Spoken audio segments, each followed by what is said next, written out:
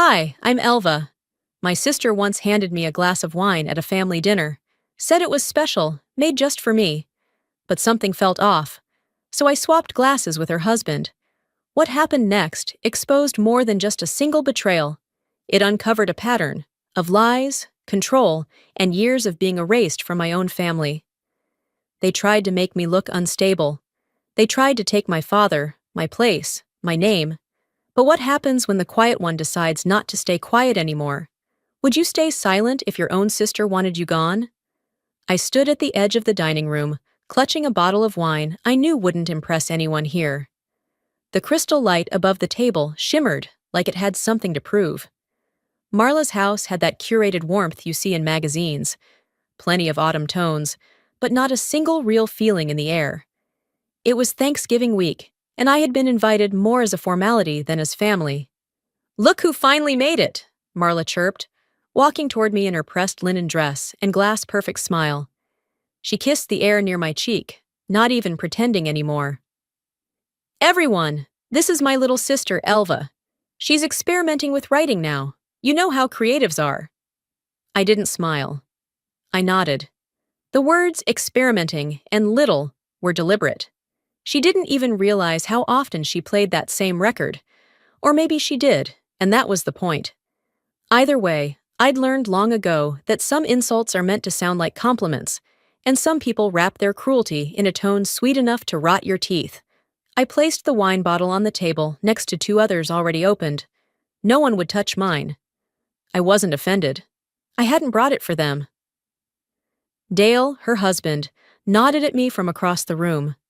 He looked tired, like his suit was one size too heavy for him. He was always polite, but never really present. I couldn't decide if he was quietly rebelling or quietly disappearing. I scanned the room. Her colleagues from the foundation were there, as were some family friends I hadn't seen in years. Mr. Rooker, our father, sat at the head of the table, looking more like a guest of honor than the man who'd once carried me on his shoulders through the old farmer's market. Dinner began promptly, of course. Everything in Marla's world did. During the appetizers, she shared a story about how she once managed a fundraising crisis during a snowstorm. Everyone laughed at the right time. I chewed slowly, smiled when expected. My father praised her initiative. He barely asked how my writing was going. Marla stood and tapped her fork gently against her glass.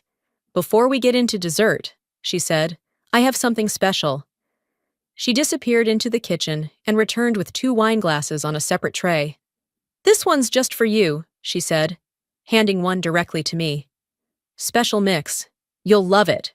Her voice was almost too warm. Her eyes, though, darted, just slightly, to see if anyone was watching. I stared into the glass. A faint shimmer floated at the top. It wasn't bubbles. It wasn't sediment. It was something off. I didn't hesitate. She turned her back for a moment to set the second glass down in front of Dale. That's when I swapped them, smooth, without flair. Years of being ignored teaches you how to move without being seen. Dale reached for the glass that was meant for me. I kept mine untouched. Across the table, Marla sat down slowly, watching Dale with too much interest, masked as casual glances. I sipped water instead. During the next half hour, the tension thinned out, or maybe I just got used to the weight of it. My father told a story about the first time he met my mother. Everyone laughed, including Marla.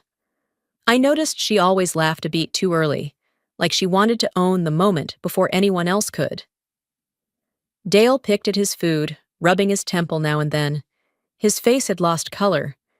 I could feel something shifting, but said nothing. "You all right?" Marla asked him. That same voice, half care, half performance. I just need some air," he said, his voice strained. But he didn't stand. He started coughing, first lightly, then as if something was stuck. Marla leaned toward him. "Dale?" He doubled over. Sweat formed above his brow. A low groan escaped his lips.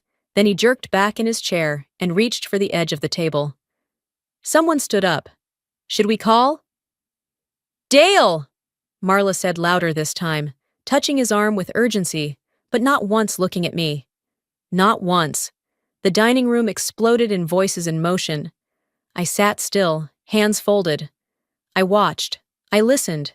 And for the first time that night, I didn't feel like the outsider. Because I knew exactly what had just happened. She hadn't made that drink for her husband. She made it for me. And in that moment, I knew. She didn't just want to humiliate me. She wanted to erase me. Dale's chair scraped loudly against the hardwood floor as his body slumped forward. The panic that followed came in waves. First gasps, then chairs being pushed back, glassware clinking from a nearby buffet, and a voice I didn't recognize shouting, "Somebody call 911!" Marla froze for a beat. Her hand hovered over Dale's shoulder, fingers spread like she wasn't sure whether to steady him or distance herself. And still, she didn't look at me. Not once. Not even as Dale let out a low, guttural sound and doubled over, clutching his stomach. Guests darted toward him. Others pulled out their phones.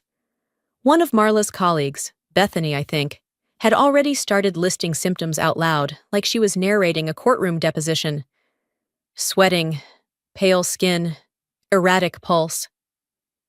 Meanwhile, I sat back, still and silent, hands folded in my lap. I didn't offer help. I didn't panic. I watched. I waited. And I memorized the moment her face began to crack. It wasn't concern. Not for Dale. It was calculation. Real-time damage control flickering across her features like a faulty light bulb.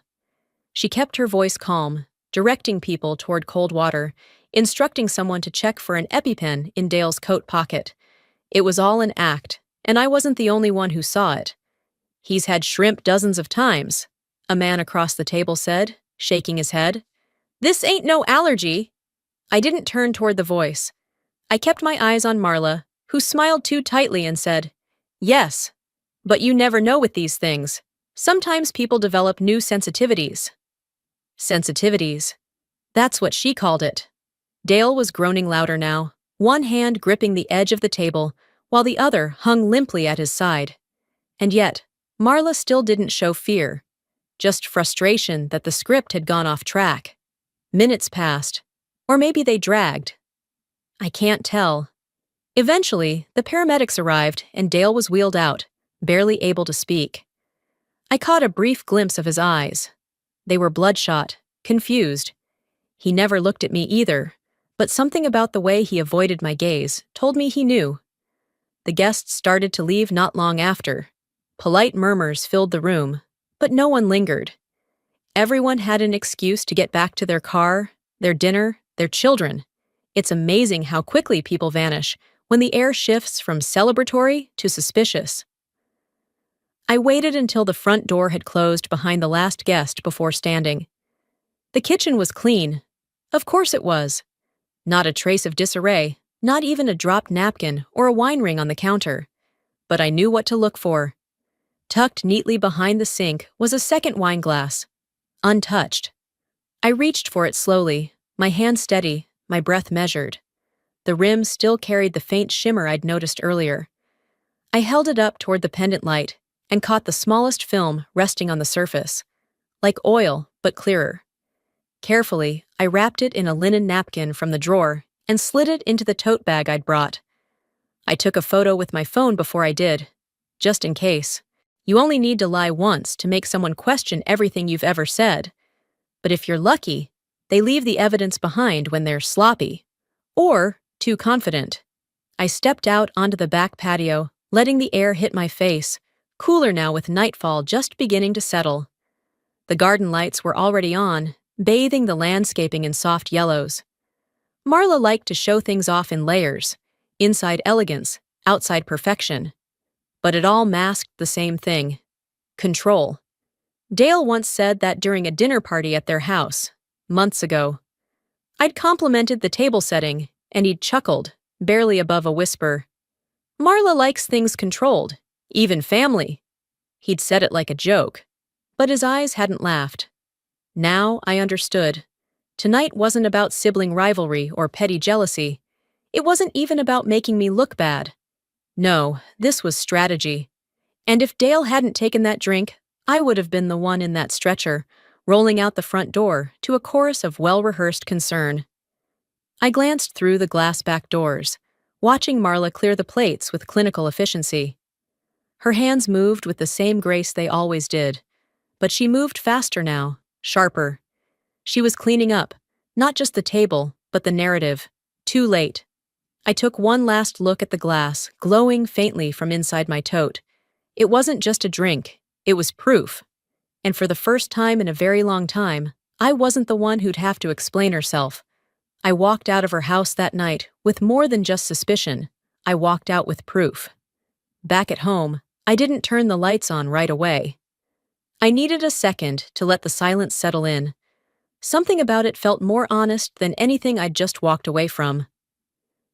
I slipped off my shoes by the door, dropped my keys into the small ceramic bowl by the entry table, and placed the napkin-wrapped glass inside the freezer. I didn't know how long I'd keep it there. I just knew it needed to stay cold, untouched, and unwashed, like a truth that hadn't been tampered with. I made coffee even though I wouldn't drink it. The ritual calmed me. While the kettle hissed, I sat at my desk. The glow of my laptop blinked like it had been waiting for me. I opened the draft of the speech I was supposed to deliver next week, something about caregiving, grief, and resilience, but all the words looked like someone else had written them. They felt sterile now, like they were written by the version of me Marla had helped create. Compliant, small, unthreatening. I minimized the document and clicked open a folder I hadn't touched in years. Old correspondence, Jesse. The name alone made my chest tighten, but I didn't pull away. I scrolled until I found it. His final message, dated March 15th, 2017. Elva, I can't do this. You don't trust people. You twist conversations. You make everything about your trauma. I need peace. I need someone who doesn't live in a shadow. That was how it ended. No fight, no explanation. Just a cold signing off from a man who once traced poetry along my collarbone with his fingers. I'd read that email dozens of times before, trying to convince myself he was right. That maybe I had been too much, too damaged. But this time, something about it hit differently. The phrasing felt off, like he was responding to something I never said. I read it again, slower, and then it clicked. That winter, weeks before Jesse pulled away, I'd gotten a strange voicemail from an unknown number. I hadn't saved it, but I remembered the words almost perfectly. You don't deserve someone like Jesse. You're going to ruin him. He doesn't need your broken parts. At the time, I'd assumed it was someone from his side. Maybe an ex, a jealous friend. But now, sitting here with my stomach still knotted from the night before, that voice came back to me with chilling clarity. It wasn't a stranger's voice. It was Marla's. She hadn't just taken Jesse from me. She had whispered poison into his ear the same way she'd tried to slip it into my glass. The kettle whistled sharply, slicing through my thoughts.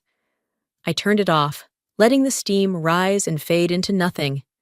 I reached for the wooden chest on the bookshelf. My mother's journals were in there, sealed with an old leather strap. I hadn't opened them in years. I wasn't sure if I'd find what I was looking for, but something told me she'd seen this coming. Maybe not this exact moment, but the storm building behind my sister's smile. I flipped through pages until one caught my eye. A half-written entry, the handwriting rushed and angled. Marla always resents how Elva shines without trying. The words hit hard, not because I didn't believe them, but because deep down, I always had. Mom never said it aloud, but she must have known. She'd watched Marla sharpen her edges over the years, always needing to be the one who fixed, solved, managed. I was the mess that refused to stay in her lines. I turned the page. I wish I knew how to protect them both from each other. There was no punctuation, no closure, just that. Like even in her final reflections, our mother didn't know how to untangle the weight between us. She didn't choose sides. She just carried both burdens in silence. I rested my hand on the journal, letting the weight of those words anchor me. My mother had tried. Quietly, gently, but she hadn't been able to stop it. That's when I realized Jesse was never the one that got away. He was just another page Marla had edited. I closed the journal and leaned back in my chair. My apartment was still, the kind of stillness that only comes after you stop looking for answers and start gathering evidence. She hadn't just sabotaged my life, she rewrote it, line by line, like it was hers to edit. By the time I left my apartment 2 days later, the air outside had that crisp clarity that only comes after a cold front. I hadn't planned on meeting Marla, but she'd texted me that morning. Want to grab coffee? Just us. No tension, no punctuation, no emojis. She always kept her digital tone as composed as her real one. I arrived 10 minutes early at the cafe she picked. Neutral ground. Not one of her usual haunts, but not a hole in the wall either. Asheville had no shortage of quaint places where people smiled at you without meaning it. I chose a seat near the corner, not too exposed, but close enough to overhear the entrance if I had to. While I waited, I stirred my tea, more out of habit than taste. That's when I heard it. Her voice drifting from behind me, soft and familiar, but with that edge she only used when she thought no one was watching. She's always been fragile, Marla said. You know, dramatic. She just needs supervision, not attention. I didn't turn around. I didn't even blink. Her voice was aimed at someone sitting across from her. Probably another one of her foundation friends or a mutual acquaintance she trusted. But I knew the tone. It was the one she used when she wanted people to believe they were helping her manage a crisis. Me, of course, without realizing they were just being recruited. I pulled out my phone, one tap, and it started recording audio. She's unpredictable, Marla continued, laughing a little like it pained her to say it. Honestly, I've been looking into guardianship options, just in case, for Dad and maybe later. The woman she was speaking to murmured something, but I didn't catch it. My ears were ringing. When Marla finally walked in and spotted me minutes later, she was all smiles and calm eyes, as if she hadn't just labeled me a liability behind my back. You beat me here, she said, setting her bag down. That's rare. I nodded. I didn't say anything about what I'd just heard. I didn't ask who she'd been speaking to. I just let her sit down and sip her overpriced latte, like we were sisters having a casual afternoon chat. We talked about nothing. Her work, a recent donation gala, the weather. The entire conversation felt like an echo of something once sincere but now hollow. I smiled. I nodded. And when she left, I didn't hug her goodbye. That night, I sat on my couch, laptop open, legal databases loaded. Probate court records weren't always simple to navigate, but persistence has always been one of my better traits.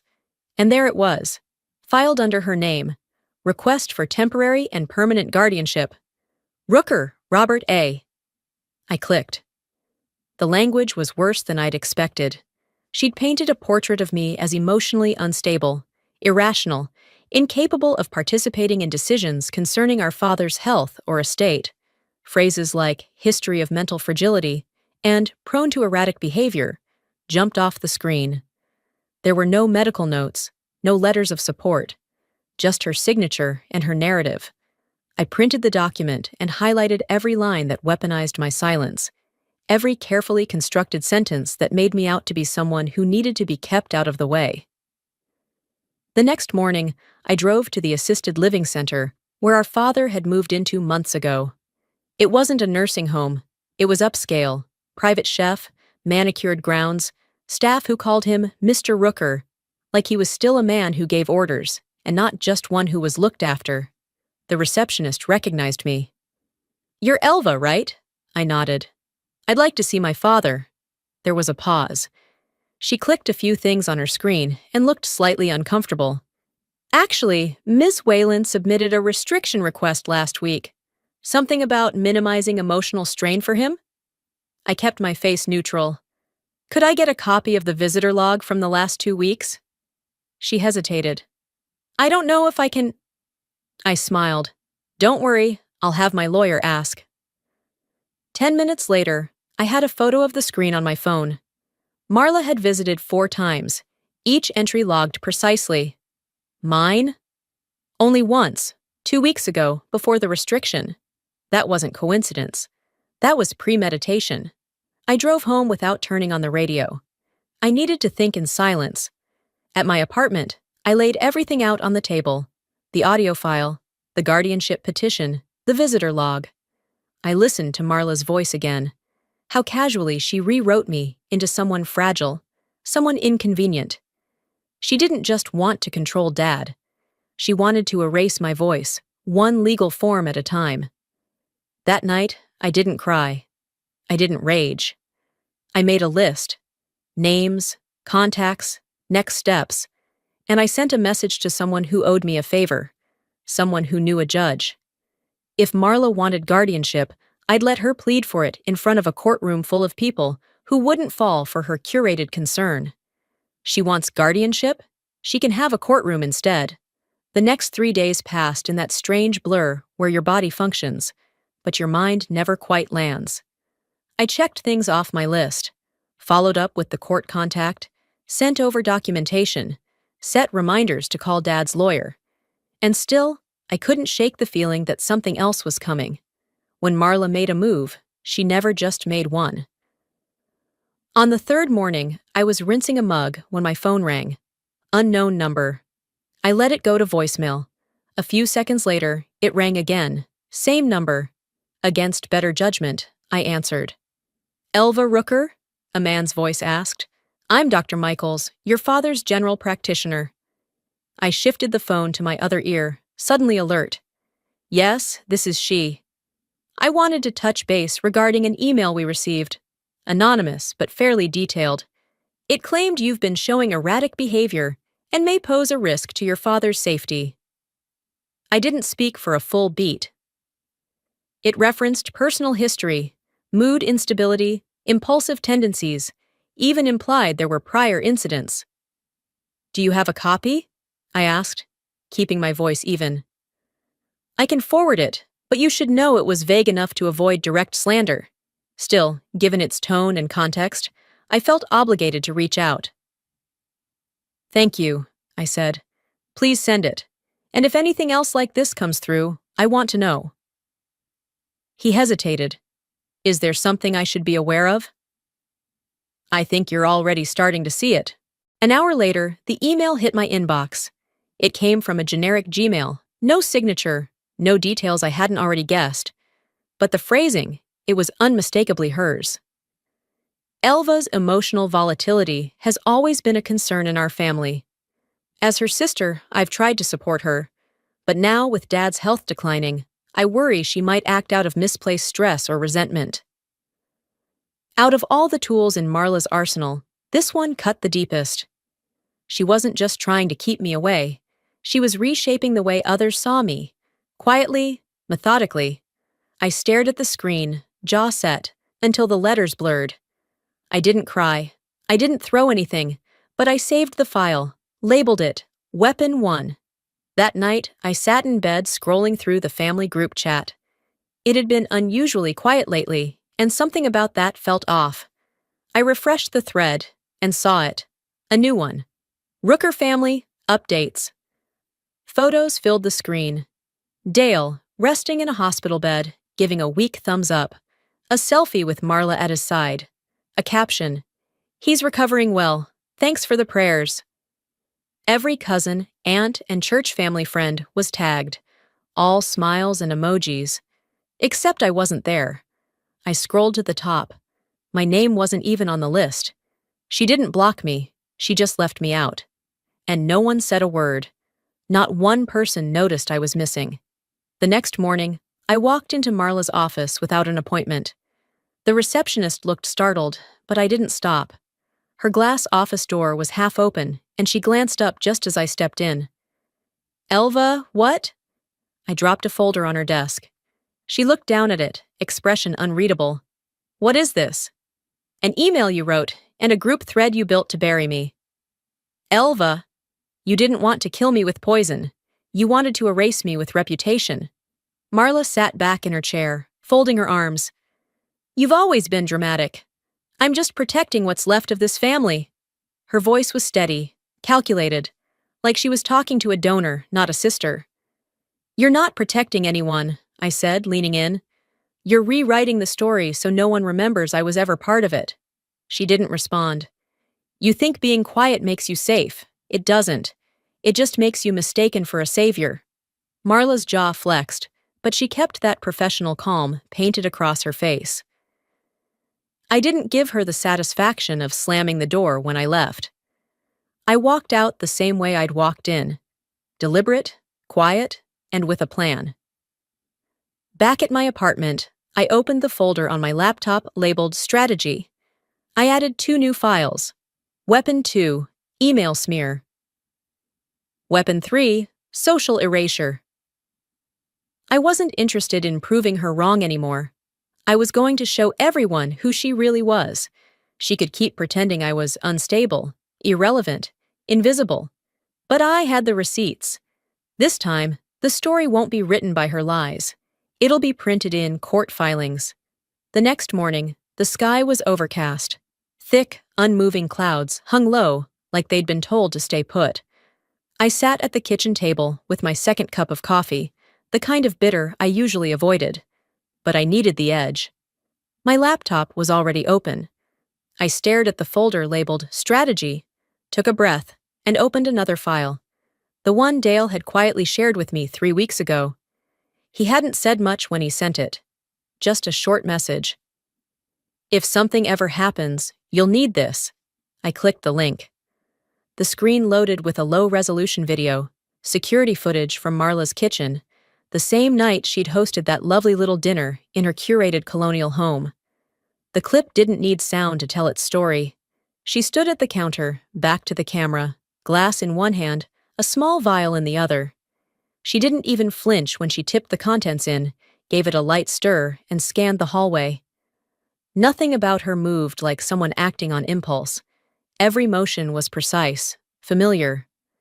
I paused the video at the frame where the shimmer hit the surface of the wine. Proof.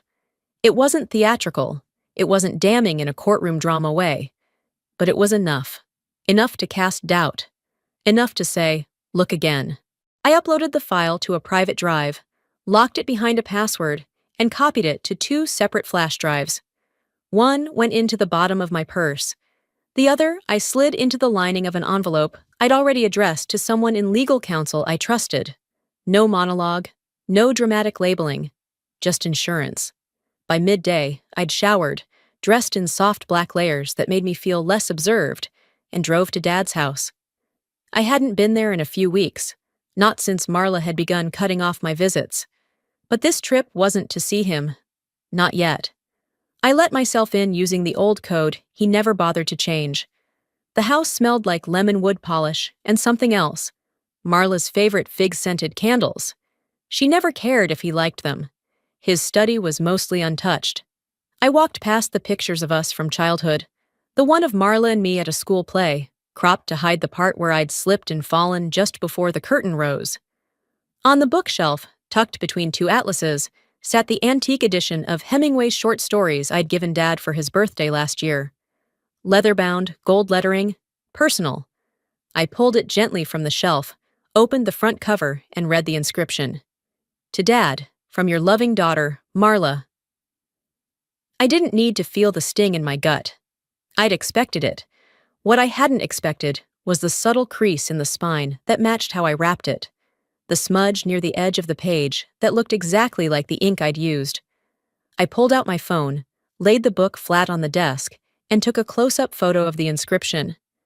Then I scrolled back to my receipt, which I'd kept like a small rebellion, and snapped that too. Evidence. Quiet. Clean. I didn't say goodbye to Dad. He was still out with the home nurse for his walk, and part of me didn't want to interrupt that rare pocket of peace. I just left the book where it was, knowing now what it meant. Marla hadn't just tried to steal the narrative. She'd begun erasing the footnotes.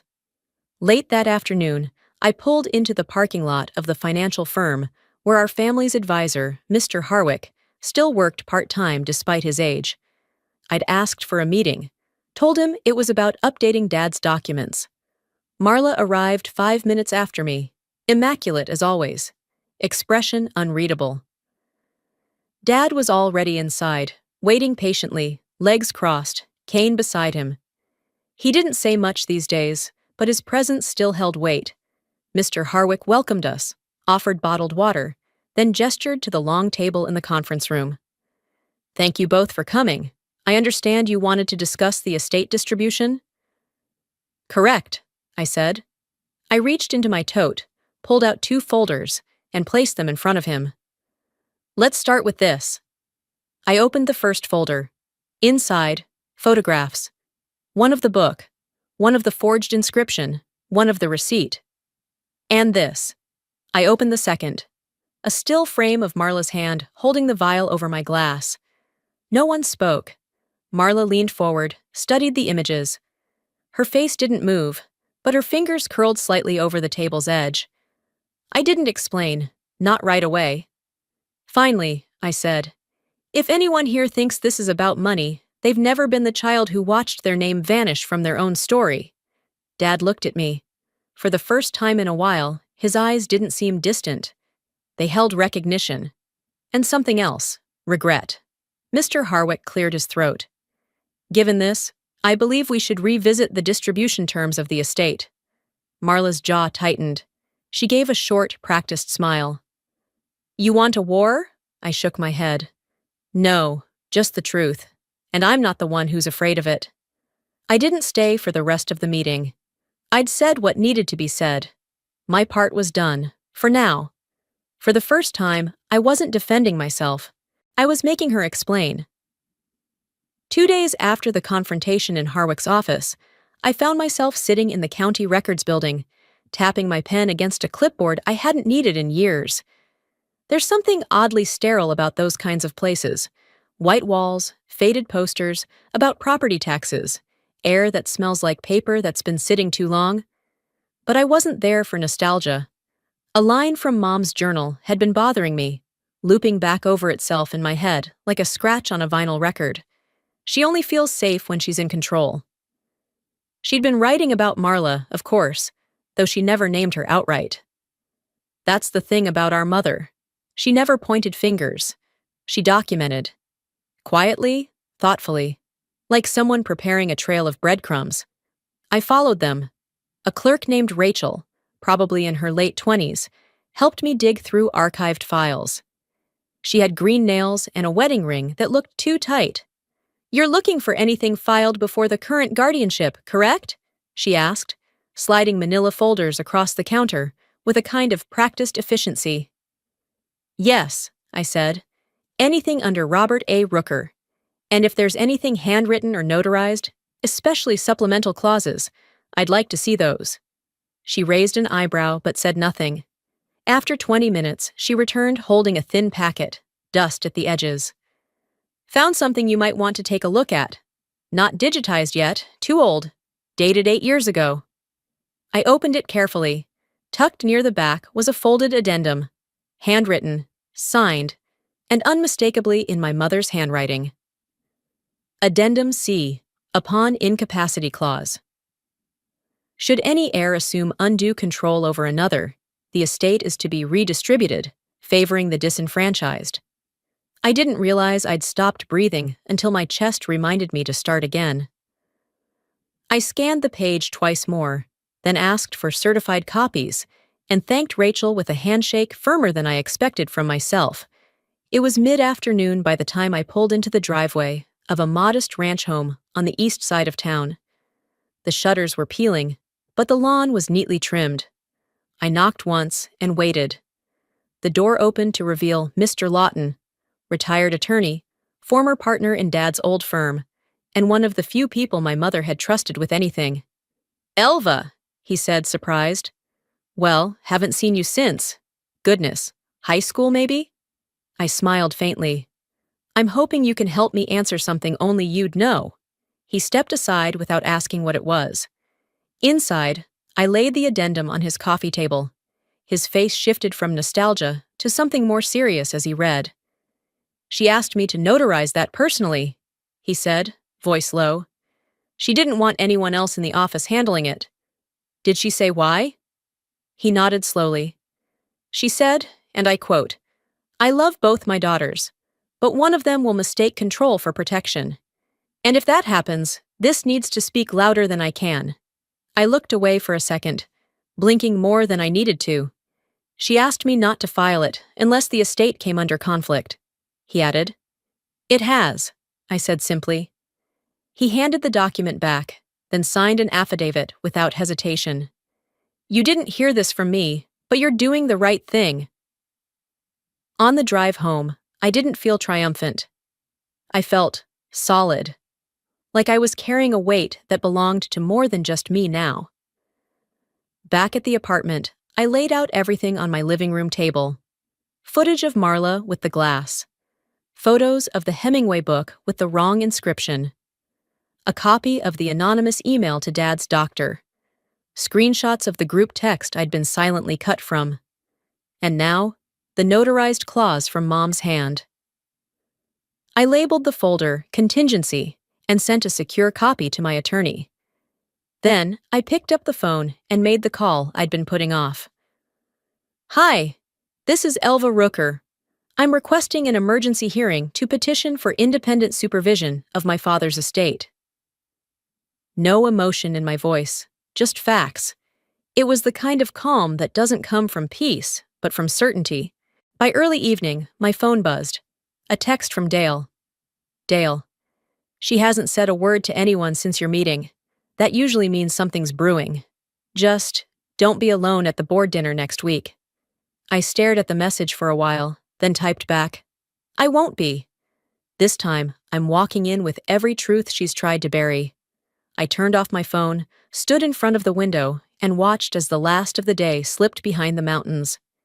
She buried the clause. I'm about to unearth the consequences. The night of the banquet arrived with an almost eerie calm. The sky had cleared by late afternoon, but the crispness in the air hinted at change. I dressed with quiet precision. Black dress, pearl earrings, a neutral expression I'd practiced in the mirror. The USB drive was tucked neatly in a side pocket of my purse, alongside a spare if things went sideways. Not that I planned for chaos, but I knew better than to expect anything else when Marla was involved. The event was held at the Central Hall downtown, a grand, high-ceilinged venue used for charity dinners and political fundraisers. I arrived 15 minutes before the program started. Just enough time to be seen but not studied. Dale spotted me across the room. He gave a slow nod. No smile. But that was more than I needed. Inside, the place was filled with people I didn't recognize. Friends of the family, colleagues, benefactors of Marla's foundation. There were name tags and floral centerpieces, and a large projector screen hovering above the stage like a quiet witness. My father sat near the front, wheeled in earlier by an aide. He looked alert tonight, more present than I'd seen him in weeks. I walked over and touched his shoulder gently. He looked up, and when he saw me, something in his eyes softened. No words, just a small nod. That was enough. Marla took the stage not long after. She wore a champagne-colored dress, hair perfectly styled, her voice warm and deliberate as she welcomed everyone. Tonight is not about me, she began, which usually meant it would be. It's about a man who taught us the value of resilience, of doing the right thing, even when no one's watching. There were slides, of course, a perfectly curated trip through our childhood. Marla's piano recitals, family vacations, holidays, award nights. My face flickered in exactly 2 photos, once as a toddler and once standing blurry in the background of a beach shot, holding a towel. Not one mention of my name, not once. Applause came easily when she finished, the kind of clapping you do out of habit. And just as the MC moved to take back the mic, I stood. I was asked to say a few words, I said calmly. I hope that's still all right. The room quieted like someone had dropped the volume dial. A few turned to look at Marla. She froze. I didn't wait for her to answer. I stepped forward, removed the USB from my purse, and handed it to the technician off stage. Can you play this, please? The lights dimmed. The screen went black. Then it began. Marla at the kitchen counter, her hands moving with practiced ease. The vial, the wine glass, stirring, glancing over her shoulder. Next slide. An up-close photo of the Hemingway book, the inscription bearing her name, followed by the receipt I'd found, time-stamped with my signature. Then came the screenshots, the email smear, the private group text from which I'd been excluded, and finally, a scanned image of Addendum C. Our mother's handwriting, her signature, the clause she'd written years ago. Should any heir assume undue control over another, the estate is to be redistributed, favoring the disenfranchised. No narration, no music, just silence. And the truth. Marla stood up halfway through, walked toward the projector like she meant to stop it. But Dale, standing near the side of the room, gently stepped in her way. She didn't fight him. When it ended, there was no applause. Only stillness. The kind that doesn't ask for confirmation. Just acknowledgement. I turned toward my father. His eyes were glassy, hands trembling slightly in his lap. "I didn't know," he whispered. "You don't need to fix it," I said, voice low, meant for him alone. "You just need to see it." He nodded. And that was it. The evening unraveled quietly after that. No shouting, no grand gestures, just murmurs, people avoiding eye contact, slow exits under the weight of discomfort. Marla disappeared without saying goodbye. I watched her slip out a side door, heels clicking a little too fast. I stayed long enough to see the flowers on the table start to wilt. Near the buffet, my phone buzzed. National Conference Board. "We've moved your keynote to the primetime slot. Full broadcast confirmed." I stared at the message, letting it sink in. All that time, she'd tried to crop me out of the picture. But now I was the headline. I left the hall with my coat draped over my arm, walking slow through the cool night air. People glanced at me, some with sympathy, others with curiosity. But I kept my head level. Tomorrow, I speak to the world. But tonight, I spoke to the truth. 2 days later, I stood behind the curtain at the National Conference Hall in Washington, D.C., fingertips brushing the edge of a worn note card I didn't plan to read from. The room beyond was full, chairs lined with strangers and colleagues, local officials, and families who came not for me, but for something to believe in. It didn't matter. I wasn't here for applause. The stage manager gave me the nod. I stepped forward into the light. I adjusted the mic, inhaled slowly, and let the silence settle. Not the uncomfortable kind, but the kind that clears a path. "I used to believe silence protected peace," I began, voice steady. "But now I know, it only protects power." There wasn't a flicker of movement in the room. "I'm not here to accuse anyone. I won't name names, but I want to talk about what happens when truth is treated like an inconvenience. When families function more like curated press releases than places to be known." I told them about my father, his quiet strength, the way he used to hum old hymns when he forgot the words to conversations, about how caregiving was more than medical schedules. It was about memory, dignity, forgiveness. I told them about being erased, not with force, but with omission, and how the most dangerous kind of betrayal often looks like protection on the surface. There were no dramatics, no raised voice, just truth, laid bare, moment by moment. When I finished, I stepped back, thanked them, and walked off stage without waiting for what came next. Behind the curtain, the coordinator squeezed my hand gently. "You didn't just speak," she said. "You echoed something half this room has lived through." By the time I made it to the lobby, I'd already received 2 messages. The first was from a woman I'd never met. Elderly, elegant handwriting in a note that read, "You said what many of us lived, but never had the words for. Thank you for finding them." The second was from Dale. "Dale, she won't admit it, but she heard you. And she's shaken." I didn't reply. There wasn't anything left to say. The next morning, I boarded a flight back to Asheville. I didn't check my email until I'd landed. Among the newsletters and work requests was a message from the estate court. I opened it on the tarmac, standing by the window. Subject: Final notice. Estate ruling body. Guardianship temporarily revoked. Independent fiduciary assigned.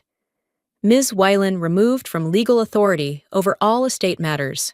No headlines, no cameras. Just a quiet reversal. The kind of justice that doesn't need to be loud to be real. When I got home that evening, the apartment was still. I watered the plants, made tea, folded the throw blanket on the couch I never quite sit on properly.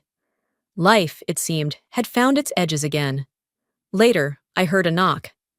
I opened the door to find my father standing there with his cane and the aide a few steps behind. "I asked to stop here first," he said, "if it's all right." I stepped aside and let him in. He didn't stay long, just enough to look around the room, nod to himself, and hand me a worn envelope. Inside was an old photograph, me and Marla as kids, sitting on the porch, ice cream melting in our laps. But this wasn't the edited version she'd used for the slideshow. My face wasn't faded. I wasn't cropped. I was there, fully, freely. "I found the original," he said, "not the one she used." I sat down next to him, the photo in my lap. "I should have asked more questions," he said softly. "You shouldn't have had to," I answered. "But thank you." We sat there a moment longer. No need to say more. After he left, I placed the photo on the mantel. This story was never about poison. It was about being erased, about what it costs to stay silent when someone else is writing your ending. But not anymore, because this time I didn't ask to be seen. I became visible on my own terms. I didn't win. I just stopped losing to a version of me that never existed. Before we close this story, I want to share something personal, something I've only truly understood after living through every silent battle, every moment I was made to feel small, and every quiet victory that followed. If you've ever been made invisible in your own family, if someone close to you has tried to control your story, your reputation, or your place in the room, you're not alone. For a long time, I believed staying quiet meant keeping the peace. But the truth is, silence doesn't create peace. It creates space for others to rewrite your life, one omission at a time. And healing? It doesn't always come with applause. Sometimes, healing looks like choosing to speak, even if your voice shakes. Sometimes, it's choosing to no longer need their permission to exist fully. You don't have to shout to be powerful. You don't have to fight to be heard. You just have to stop letting someone else narrate your worth. So now, I ask you, have you ever been pushed to the edges of your own life by someone you love? Have you ever had to reclaim your name from someone who tried to redefine it? If this story resonated with you, even just a little, leave a comment below. Let me know where you're watching from. Type 1 if it touched your heart, or share your own experience. If it didn't connect with you, tell me why. I'd love to hear what you see from your side. We're here to listen, to share, and to grow. And if you want more stories like this, real, raw, and human, subscribe to this channel so you don't miss what's coming next. Your voice matters. And no one gets to take that from you. Thank you for being here. Let's keep going, together.